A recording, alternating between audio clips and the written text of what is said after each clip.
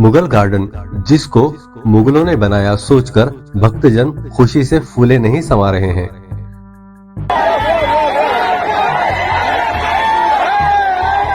लेकिन हकीकत यह है कि मुगल गार्डन को न तो मुगलों ने बनाया और न ही मुसलमानों ने बनाया था। पहली बात, भक्तों को खुश करके एक नई चर्चा को जन्म देने के लिए मुगल गार्डन की तख्ती तब्दील कर दी गई। दूसरी बात, राहुल गांधी की कामयाब भारत जोड़ो यात्रा को अडानी नाम का स्कार्फ पहनाया गया ताकि आम लोग इस यात्रा पर चर्चा न करें। वैसे भी मैं अपनी सरकार की पैसा बचाओ अभियान और दूरंदेशी का कायल हूँ। हमारी सरकार एक पाई खर्च किए बिना पुराने को नया करने का हुनर सीख चुकी है। भारत सरकार ने गुलामी के एक और प्रतीक को खत्म कर दिया। मुगल गार्डन का नाम अब नहीं है, आज से इसका नाम है अमृत उद्यान। बोलो हर हर महादेव। ऐसा करने से मुगल सराय पंडित दीनदयाल उपाध्याय नगर हो जाता है और इलाहाबाद, प्रयाग, काशी भी आने वाले दिनों में क्वेटो हो जाए तो किसी को हैरत नहीं होना चाहिए। भारत में अंग्रेजों से पहले दिल्ली, आगरा, औरंगाबाद, हैदराबाद और ऐसे कई शहरों में मुगल बगीचे बना चुके थे। बाबर से लेकर शाहजहां तक गार्डन लवर सुल्तान थे। दिल्ली का मुगल गार्डन भी सरकार की आंखों की किरकिरी था। सरकार ने सैकड़ों साल पुराना मुगल गार्डन को चुटकी बजाकर अमृत उद्यान में बदल दिया। सरकार नया अमृत उद्यान बनाती तो कहां से बाबर के वारिसों को ढूंढ कर ले आती और बाद में लुटियन जैसा आर्किटेक्ट कहां से खोजती और कहां से मुगल गार्डन का नवीनीकरण कराने वाली लेडी हार्डिंग जैसी खुददार लाती। नए बगीचे के लिए बजट का इंतजाम करना पड़ता, सो अलग।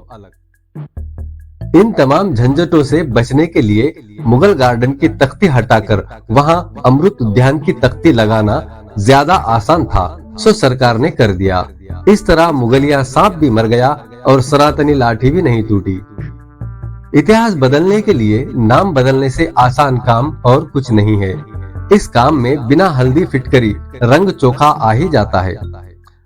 सर एडवर्ड लुटियंस ने मुगल गार्डन बनाते वक्त सोचा भी न होगा कि राष्ट्रभक्त भारतीय उनके काम को 100 साल में ही हड़प लेंगे।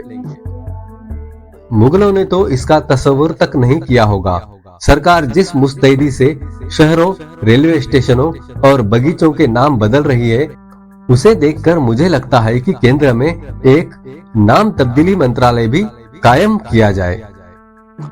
भारत के 1 दर्जन से ज्यादा राष्ट्रपति इस मुगल गार्डन के मुहाफिज बने रहे, लेकिन मौजूदा राष्ट्रपति महामहिम श्रीमती मुर्मू मुगल गार्डन को नहीं बचा पाई, जैसे कांग्रेस सरकार अयोध्या की बाबरी मस्जिद को नहीं बचा पाई थी। फर्क सिर्फ इतना है, मस्जिद ढहा दी गई थी और मुगल गार्डन की सिर्फ नेम प्लेट बदली गई। हमारे पुरखे बताते हैं कि 1911 में जब अंग्रेजों ने तय किया कि राजधानी कलकत्ता से दिल्ली ले आए, तो उन्होंने दिल्ली डिजाइन करने के लिए मशहूर अंग्रेज आर्किटेक्ट एडवर्ड लुटियंस को लंदन से भारत बुलाया। उन्होंने दिल्ली आकर वायसराय हाउस के लिए रायसीना की पहाड़ी को सेलेक्ट किया। उसे काटकर वायसराय हाउस, जिसे अब राष्ट्रपति भवन कहते हैं, का जो प्लान तैयार किया, उसमें भवन के साथ साथ बाग बगीचा तो था, लेकिन ब्रिटिश स्टाइल के थे। उस वक्त के वायसराय लॉर्ड हार्डिंग की पत्नी लेडी हार्डिंग ने तब यहाँ भारतीय स्टाइल के बगीचे बनाने का मशवरा दिया। लेडी हार्डिंग ने श्रीनगर में निशात बाग और शालीमार बाग देखे थे, जो उन्हें बहुत पसंद आए थे। बस तभी से मुगल गार्डन स्टाइल उनके दिल में बस गया था। वह इन बागों से इस तरह पुरजोश हो उठी थी कि वायसराय हाउस में मुगल गार्डन को साकार होते देखना चाहती थी।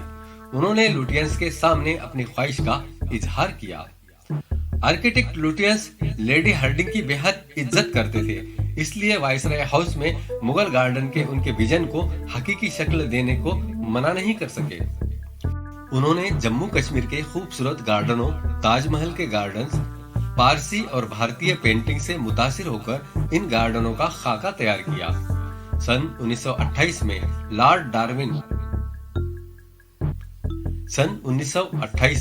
लॉर्ड इरविन ने इस वायसराय हाउस में शानो शौकत के साथ कदम रखा। उन्हें लुटियंस का डिजाइन किया गया भवन और तस्वुर के मुताबिक मुगल गार्डन बहुत पसंद आया। तभी से इस गार्डन को मुगल उद्यान नाम दिया। तब्दीली की इस बयार में क्या क्या और बदला जाएगा कोई नहीं जानता, लेकिन मुमकिन है कि अगली बारी कुतुब मीनार या लाल किले की हो। अगर अगले आम चुनाव में भाजपा को जनता का आशीर्वाद मिला तो मुमकिन है कि लाल किला केसर दुर्ग और कुतुब मीनार विष्णु स्तंभ हो जाएंगे। हमारी सरकार नया तो कुछ बनाने से रही। नाम बदलना सबसे आसान तरीका है इतिहास से छेड़छाड़ करने का। इसमें खून खराबा और तोड़फोड़ की जरूरत नहीं होती। ये इतिहास तब्दीली का अहिंसक तरीका है। नाम बदलने के लिए न संसद से पूछना पड़ता है और न सुप्रीम कोर्ट से। जनता से तो पूछने का सवाल ही पैदा नहीं होता। सवालों से वैसे भी हमारी सरकार और आदरणीय पंत प्रधान को सख्त चीड़ है।